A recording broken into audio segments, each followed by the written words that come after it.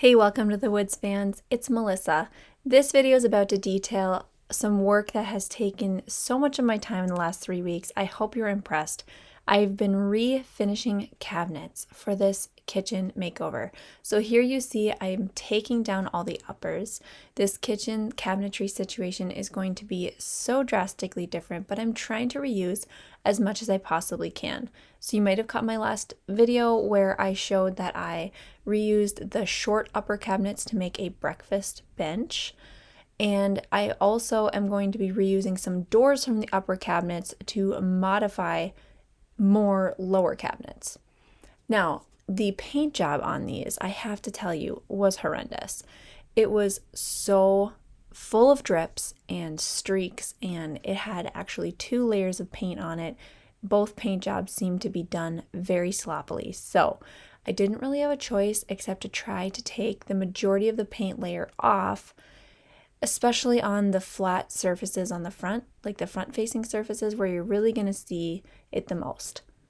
If you've ever done this before, you know it is a lot of work. And so my goal was to make it as easy as I could on myself. I decided to take out the counter, since I'm replacing that anyway, with a new cabinet configuration. I'm not going to be able to reuse this existing countertop. So by removing the counter, I'm actually able to pull the cabinets off the wall and lay them horizontally to work on them, which makes the paint job so much easier and my sanding so much easier. So in order to get off the counter, I pulled out the screws from underneath that were holding that laminate in. I also went under the sink to disconnect plumbing. The faucet was actually directly plumbed, so I had to cut the copper wires, and then I installed some shut-off valves.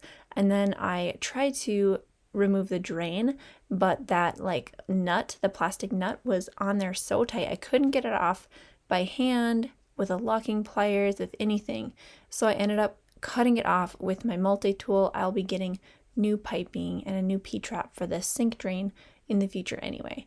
With the counter and the sink plumbing all disconnected, I was ready to remove the sink. So I'm putting a 2x4 in between the 2 sink basins to catch it when it falls. This is a really heavy, it might even be cast iron sink. And so I'm only working by myself. I didn't want to get hurt. I propped up this 2x4, then I cut the caulking around the edge of the sink and removed the remainder sink clips. And then I just gave the countertop a little jiggle and it fell down. I was so proud of myself for getting this taken apart without injury and all by myself. I did a little happy dance. Now with the counter out of the way, I can move around the cabinets. If you don't know, cabinets are typically boxes just screwed together and screwed into the studs of the wall. It's really surprising actually how easy it is to take them apart and rearrange them. It's like adult Legos. So when I took apart this cabinet, I found this wood paddle behind it, which I thought was funny. It's probably been back there for ages. I also found a ton of junk, old newspapers, and a lot of mouse poop. So now I can take my cabinets off the wall and I can lay them down horizontally to begin the sanding process. I removed all the hardware, the knobs, and the latches off of every cabinet and every door. And I'm also removing this trim off of every door because I want the front face of the cabinet to be totally flat. It makes it a little more modern.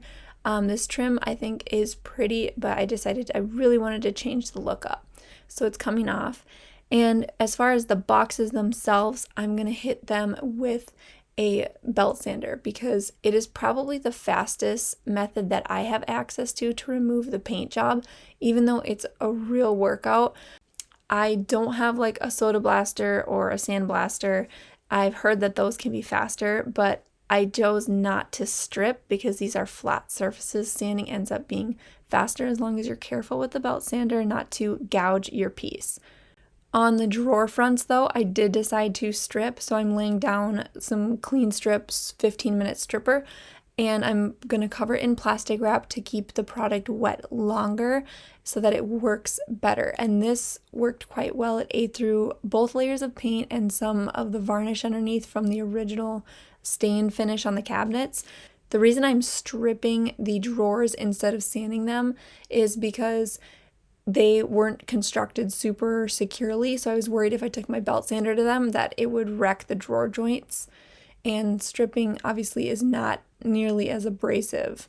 My random orbital sander is a lot tamer than my belt sander, so I came in with that after stripping the drawers to clean up the residual paint and get the surface smooth. There were a lot of blemishes on the drawer fronts, and I also had to fill holes from where the old hardware was, so I ended up adding wood putty in a lot of places as well, all over on the boxes and the doors too.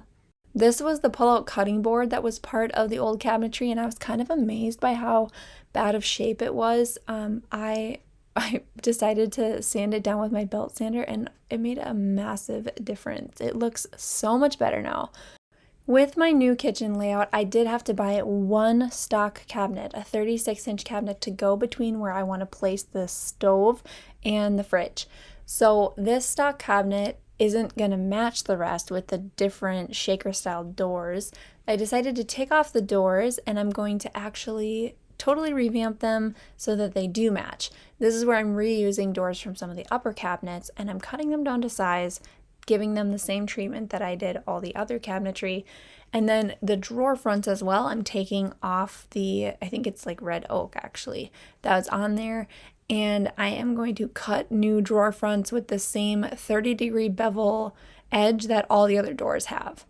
For the sides of this stock cabinet, they need to be smooth and pretty because they're going to be open to the fridge and the stove, like I said. So I'm using hardboard. This was left over from another project. I didn't have to buy it. And I'm marking where to cut out so that it fits perfectly on the side of this cabinet, and it just makes it look great once it's painted. So I used a jigsaw to cut that all out, and then I used my nailer to attach it quickly. And once it gets primed and painted, you would never know it was added. I sanded every single surface at an 80 grit and then 120 grit before priming. And then after priming, I sanded everything at 180 grit before painting. So you can imagine that sanding was a beast. I didn't take endless video of that part because it was like, I think 9 or 10 hours total that it took me to do all the cabinets. So I have gotten hundreds and hundreds of comments on my various channels about what color this is, and it is Olive by Behr Paint. Thank you to Behr Paint for supplying the paint for me. This color I picked out because I did a warm color palette, and I actually designed the colors I want to use in the kitchen together online with like a mood board before picking it, because I was really nervous to do green, and this is really a green, like it's not very neutral, but it's really working in the space, and I hope that you love the design once the whole kitchen comes together. Now, this is actually the 4th set of kitchen cabinets that I've painted in my life, and I still prefer a roller. I have tried a sprayer before, and I just feel like the overspray is too intense. Plus, it's still pretty cold in Minnesota this early spring weather, so I can't spray outdoors, and I would hate to try and set up something in my house to spray all these. Hence why I'm rolling. Now, I'm using a 3/8 inch nap roller, and I'm very, very careful doing this. If you aren't so sure you can get a smooth paint job, then you can try a foam roller. I just know that the paint doesn't go on as thickly. This method, you have to be really careful and back roll once you're done slapping paint on all the surfaces. I did do a second coat, sanding in between so that my paint went on really, really smooth. The last thing I want to mention about the paint is that I chose an enamel paint, and it's satin sheen. It's made for durability on things like cabinetry, and so because it's self-sealing enamel, I don't need a poly layer on this. But if you were worried about durability in your paint job, then by all means add a poly layer, maybe 3, maybe 5 on yours if you so desire. Now, when the paint had fully dried, I think it was like 2 days later, I came in to drill holes for my hardware. I have the most amazing hardware for these cabinets. I think you guys are going to be blown away. It is the Facet Pull by Bellwith Keeler. They gifted these pulls to me because I was on the hunt for something modern but had this sheen that was going to work with the different metallics in my kitchen design, and their new finish, Champagne Bronze, is absolutely beautiful. So I'm using this cabinet pull jig. This jig is really, really helpful. It gets you centered, and it gets the holes perfectly spaced for your hardware every single time. plus that little stopper on the top, that big stopper, do you see that? That allows me to always have the same exact distance where the pull is getting mounted from the height of the drawer or the door or whatever I'm working on. So I used this jig on every single drawer and door in the kitchen, and it was a no-fail method. I don't think I messed up even once. On that new stock cabinet that I modified, I was thrilled with how it turned out. The drawers and the doors both look exactly like the other cabinets in the room. The only thing is that the box is slightly different, like the toe kick on the bottom is taller than the rest, but I don't think anybody would notice that unless you pointed it out. So I'm pretty happy with how that all ended up. For the drawer fronts, I used some wood glue and then a few screws through the back into the drawer front to hold it on. And to get it lined up, I just set it in place. I measured everything. I just kind of eyeballed it, and then I marked it with a pen so that I marked the corner, and then I could flip it over and screw it together. When reassembling the cabinets, each one got drilled back into the studs, and I found the studs using my magnetic stud finder. I love this thing, and this just makes sure that you're looking for the hardware, and it's a no-fail way to find the stud instead of trying to sense the wood through the wall. With these mounted in place, everything was really secure. I also screwed the cabinets to each other. Now, because I'm reusing the old cabinetry, my run of cabinets had this awkward space at the end. The measurements didn't work out perfectly, so I had to come up with something creative. I made this little L-shaped piece of wood that's going to support the top of what I want to build here. I used pocket holes to connect the L together, and then I screwed this into the wall studs. I made sure that it was completely level because the countertop's going to get mounted on top of this. Then I created a little box, and initially for this space I was thinking that I would try to fit a garbage pullout here, but there was a couple issues with that. The space is only 10 inches wide, and I couldn't find a garbage bin that was like as tall as I wanted, that's that skinny, but also the door mounted onto this single drawer wasn't quite sturdy enough to pull on regularly, so I decided to mount a second layer in which I created like slats, and I'm doing this on my table saw actually. So I'm creating these grooves in the wood. I think they're called dados actually, where I can slip in other pieces of wood as slots to separate what I'm trying to build here, which is like a rack of sorts. So I'm just running them on my table saw continuously next to each other so that the dado is wide enough. This is going to work great. So I'm going to just create a box with this as well. It just won't have a top or bottom.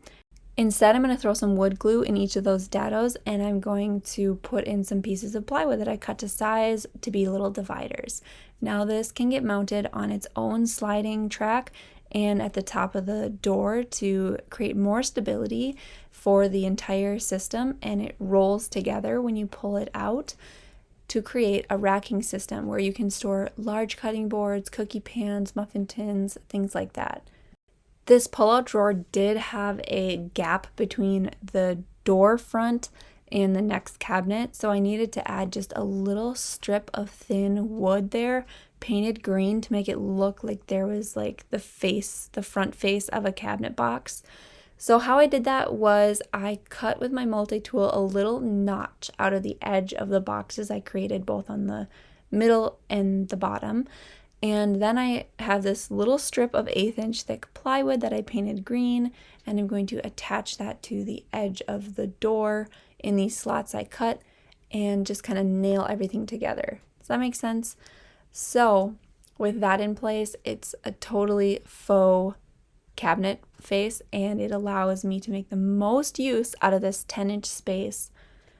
Okay, last but not least, I added like the toe kick baseboard thing, and actually had to connect 2 pieces of 3/4 inch plywood together to get a length that was long enough, but I did that glue up before painting it and installing it. So it's all ready to go. I slipped that into place, and I'm not going to nail it in yet because I will be laying floors in here in the future. So then I can just cut this piece down once I have the height of the floor, and it will cover the edge of the floor. Then I don't have to do any quarter round. So for right now, it's just going to sit there in place, and later on when I do the flooring, I will reinstall. Okay, so here's the kitchen as a whole. That space is for the fridge. I have the stock cabinet I modified, a space for the range next to that, and then a very long run of cabinetry that's similar to what they had before, but I rearranged things a bit and I moved more to the left side. I am so happy with the paint job. It's so smooth and beautiful. The color is great with the champagne bronze facet pulls that I have, and I just could not be happier with where the direction of this kitchen remodel is going. I'm not going to show you a lot of the rest of the room because I already have other projects underway, but as you know, taking down those old cabinets, taking out some of the ornate details like the trim that was on there and just making them more streamlined, giving them a beautiful new paint color, it just did wonders for this kitchen. I hope you really enjoyed this process, this kitchen cabinet refinishing, and that you learned something in this video and that you were impressed with all the hard work I've done. Let me know in the comments below what you thought and what you're excited to see next in my kitchen makeover. Don't forget to hit the subscribe and notification button so that you can be notified when my next project gets published. Thank you so much for watching. Welcome to the woods.